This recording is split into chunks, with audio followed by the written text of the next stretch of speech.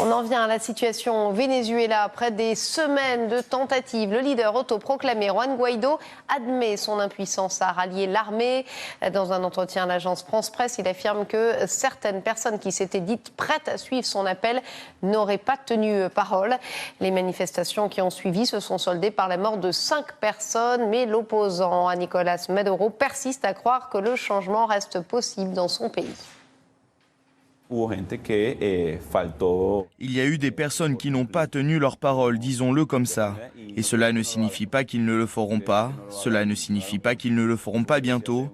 Et c'est pourquoi j'ai dit lors d'une interview il y a quelques jours que nous attendons que beaucoup d'autres respectent non seulement leur plan mais également leur pays. Et comme vous l'avez déjà vu et c'est évident, aujourd'hui, il existe un mécontentement généralisé dont les forces armées ne sont pas à l'abri.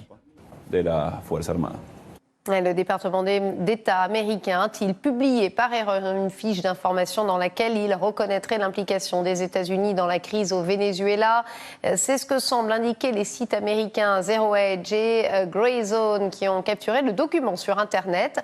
Il a ensuite été supprimé par l'administration intitulé « Action des États-Unis au Venezuela ». Ce document datant du 24 avril 2019 détaillerait les sanctions prises par la diplomatie américaine contre le gouvernement Maduro et ses conséquences sur la population vénézuélienne.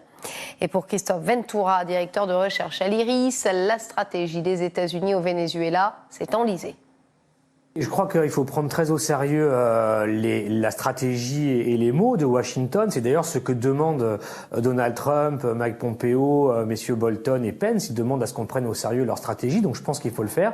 Leur stratégie, c'est celle d'un pays qui a pris fait et cause pour Juan Guaidó, qui s'est en fait retrouvé un peu impliqué dans la question vénézuélienne, pensant que cette fois-ci était la bonne pour faire tomber monsieur Maduro, puis au-delà de monsieur Maduro, de faire tomber, disons, le symbole d'un État récalcitrant, prenant une idée du socialisme dans la région avec Cuba, le Nicaragua, tout ça devenant la tyrannie de la troïka, la tyrannie pardon pour Washington.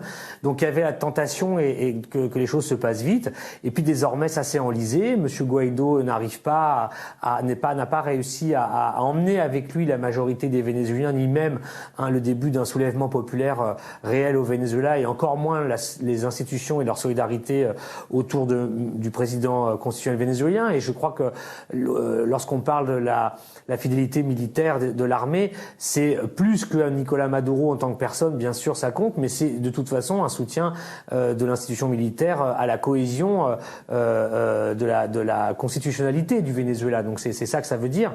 Donc aujourd'hui, les États-Unis se retrouvent enlisés et embarqués dans une stratégie où leur seule porte de sortie finalement c'est l'escalade vers, disons, une radicalisation toujours plus pressante.